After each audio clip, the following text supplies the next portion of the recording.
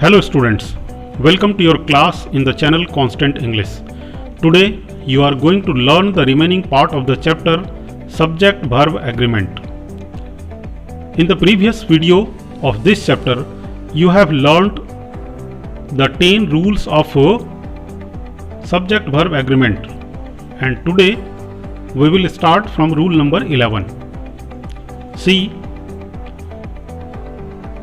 collective nouns are words that imply more than one person but are considered singular and take a singular verb. Some examples are group, team, bunch, family, class, etc.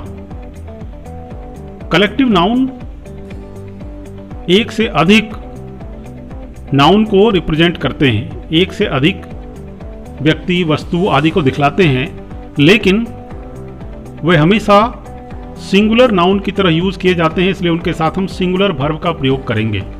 जैसे कुछ collective noun के उदाहरण हैं group, team, bunch, family, class, ये सब। और देखें sentence में कैसे इनके साथ वर्ब लगता है। एग्जाम्पल है the group meets every week. Group collective noun है, इसलिए इसके साथ सिंगुलर वर्ब लगा मीट्स। दूसरा example, the family was ready. Family collective noun है, इसलिए इसके साथ सिंगुलर वर्ब लगा वाज। कुछ और एग्जाम्पल देखें, the group of boys meets every week. The group of boys, the group singular collective noun है, इसलिए इसके साथ वर्ब 5 लगा meets. A bunch of grapes was bought. A bunch singular collective noun है, इसलिए इसके साथ वर्ब लगा was singular. The family was ready. इस तरह से सिंगुलर कलेक्टिव नाउन के साथ हम सिंगुलर वर्ब यूज करेंगे। Now rule number 12, the verb is use according to the first noun if two nouns are connected by a preposition. हम लोग पहले वाले नाउन के अनुसार वर्ब का प्रयोग करते हैं अगर दो नाउन के बीच कोई प्रीपोजिशन आया हुआ हो, दो नाउन प्रीपोजिशन से जुड़ा हुआ हो, तो पहले वाले नाउन के अनुसार सिंगुलर या प्लूरल वर्ब लगाएंगे। जैसे example, the water of this reverse is dirty. यहाँ पर दो नाउन है, एक वाटर और दूसरा रिवर्स, बीच में प्रीपोजिशन आया ऑफ, तो हम लोग पहले वाले नाउन यानी वाटर के अनुसार वर्ब लगाए सिंगुलर इज। दूसरा एग्जाम्पल देखें, the boys of this school are hard working. यहाँ पर दो नाउन है, द बॉयज और दूसरा नाउन है दिस स्कूल, तो पहले वाले नाउन द बॉयज के अनुसार वर्ब लगा प्लूरल आर, क्योंकि दोनों के बीच प्रीपोजिशन आया है ऑफ। तो इस तरह से जितने भी प्रीपोजिशन से जुड़ने वाले दो नाउन आएंगे उनमें हम पहले वाले नाउन के अनुसार सिंगुलर या प्लूरल वर्ब लगाएंगे। Now rule 13, titles of single entities like books, organizations, countries, etc. are always singular. जब किसी भी देश का नाम हो, किसी किताब का नाम हो, किसी ऑर्गेनाइजेशन का नाम हो, तो वह हमेशा सिंगुलर होता है।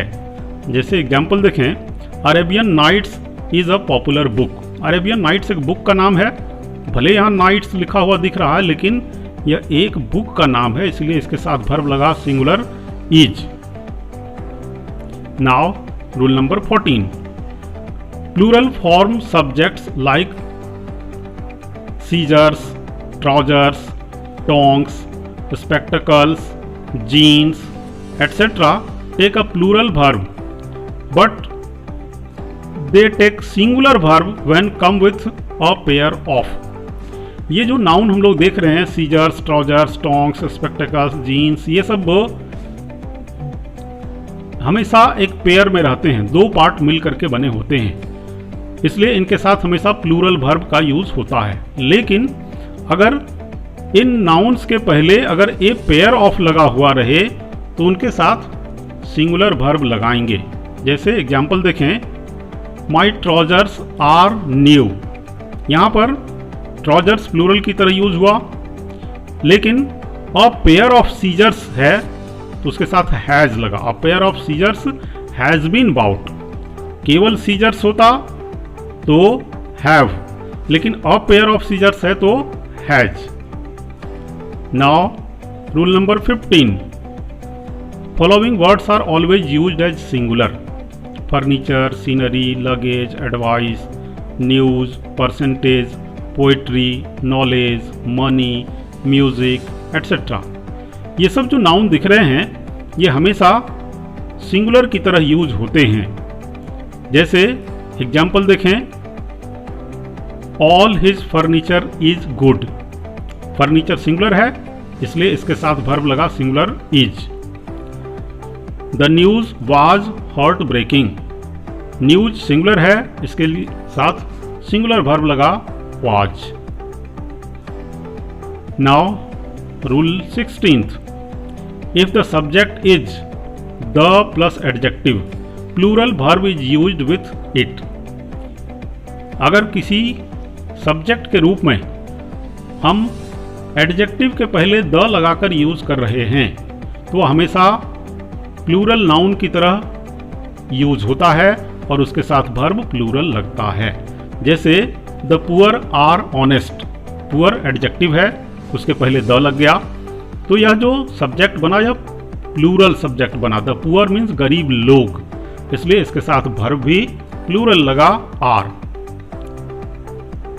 Now rule 17th, use following structure in subject verb agreement: many plus a और an plus singular noun plus singular verb. यानी मैनी के साथ ए एन उसके बाद सिंगुलर नाउन आता है तो उसके बाद हम सिंगुलर वर्ब का यूज करते हैं। अगर मोर देन वन के बाद सिंगुलर नाउन आता है उसके बाद हम लोग सिंगुलर वर्ब यूज करते हैं। या फिर मोर के बाद प्लूरल नाउन आता है, more plus plural noun plus than one plus plural verb. इस कंडीशन में प्लूरल आएगा। अब मोर के साथ अगर प्लूरल, मोर के बाद प्लूरल नाउन इसके बाद देन वन लगा हुआ हो तो उसमें प्लूरल वर्ब यूज करेंगे।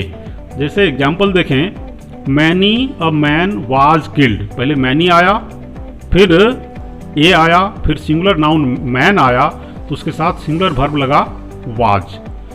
दूसरा स्ट्रक्चर जो हम लोग देखे उसमें था मोर देन वन के बाद सिंगुलर नाउन बुक आया तो उसके बाद सिंगुलर वर्ब लगा वाज। तीसरा स्ट्रक्चर हम लोग देखे थे मोर के बाद प्लूरल नाउन यानी मोर के बाद स्टूडेंट्स, उसके बाद देन वन आता हो तो उसके साथ प्लूरल वर्ब यानी वेयर का यूज हुआ। Now rule 18th, if two nouns or pronouns are joined by not only but also, we use verb according to the last noun or pronoun। अगर दो नाउन या प्रोनाउन को not only but also conjunction से जोड़ा गया हो तो हम बाद वाले लास्ट वाले नाउन या प्रोनाउन के अनुसार वर्ब का प्रयोग करते हैं। जैसे not only Ram but also his brothers are honest।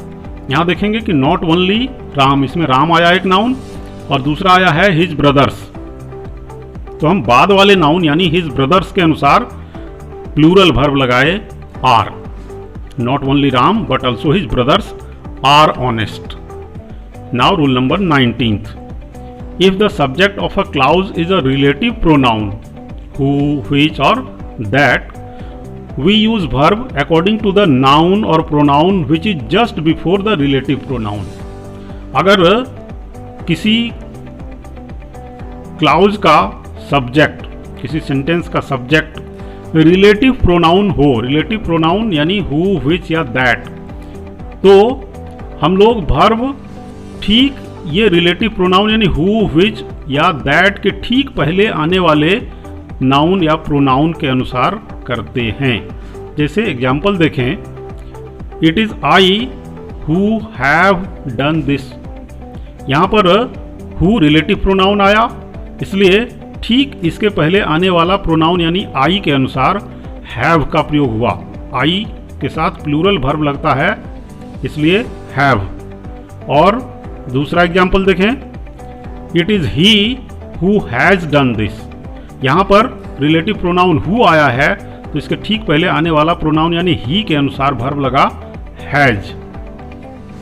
Now rule 20th, if there is an apposition after the subject we use verb according to the noun और pronoun which is before the apposition.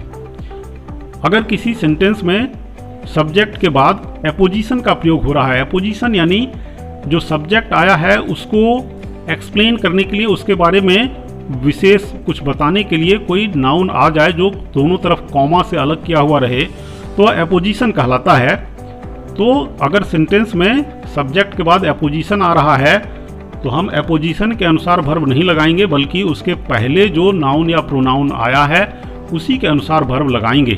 जैसे example से देखें, I Ram Singh am an honest man. यहाँ पर Ram Singh apposition है, जो आई के बारे में बताने के लिए आया कि आई कौन, तो राम सिंह। देखें यहाँ दोनों तरफ कॉमा लगा हुआ है, तो हम राम सिंह के अनुसार वर्ब नहीं लगाएंगे, उसके पहले आने वाले प्रोनाउन आई के अनुसार वर्ब लगाया गया एम। यानी कि यहाँ पर ओरिजिनल सेंटेंस हमारा हुआ है I am an honest man. केवल आई को क्लियर करने के लिए यहाँ राम सिंह आया है, इसको एपोजिशन कहते हैं। हम एपोजिशन के अनुसार वर्ब नहीं लगाते हैं। Now rule 21, we use following structure in subject verb agreement. Nothing but plus singular और plural noun plus singular verb. अगर शुरू में नथिंग बट लगा हुआ हो, उसके बाद सिंगुलर नाउन आए या प्लूरल नाउन आए, उससे मतलब नहीं है, हम वर्ब सिंगुलर ही लगाएंगे। जैसे एग्जाम्पल देखें, nothing but water is seen. Nothing but पहले आ गया, उसके आगे सिंगुलर नाउन आया वाटर, तो वर्ब लगा सिंगुलर इज। दूसरा example, nothing but trees is seen. यहाँ पर नथिंग बट के बाद प्लूरल नाउन आया ट्रीज, तब भी वर्ब लगा singular is. Now rule 22, if need और dare is used as modal there is no effect of subject on it. अगर नीड या डेयर का प्रयोग मॉडल की तरह, मॉडल एक्जुलरी वर्ब की तरह किया जा रहा हो, तो उस पर सब्जेक्ट का कोई प्रभाव नहीं होता है। यानी सब्जेक्ट हमारा सिंगुलर हो या प्लूरल, उससे कोई मतलब नहीं है। नीड या डेयर का प्रयोग नीड या डेयर की तरह ही होगा, उसमें नीड्स या डेयर्स नहीं लगेगा। बट वर्ब 1 और वर्ब 5 ऑफ नीड और dare is used as main verb. लेकिन अगर नीड और डेयर का प्रयोग मेन वर्ब की तरह सेंटेंस में हो रहा हो, तो सब्जेक्ट के अनुसार उसका वर्ब 1 या वर्ब 5 यानी नीड्स या डेयर्स का प्रयोग हम करते हैं। जैसे एग्जाम्पल देखें, ही नीड नॉट गो देयर। इसमें नीड का प्रयोग मॉडल एक्जुलरी वर्ब की तरह हो रहा है, तो ही के साथ भी नीड लगा, नीड्स नहीं लगाया गया, वर्ब 5 नहीं लगा। सिंगुलर प्लूरल से इसे कोई मतलब नहीं होता है मॉडल एक्जुलरी वर्ब को। जबकि दूसरा एग्जाम्पल है, ही नीड्स अ पेन। इसमें नीड्स मेन वर्ब की तरह यूज हुआ है, इसलिए ही के अनुसार सिंगुलर वर्ब लगा नीड्स। ही सिंगुलर तो वर्ब भी सिंगुलर नीड्स। इस तरह से डेयर का ही प्रयोग करेंगे हम।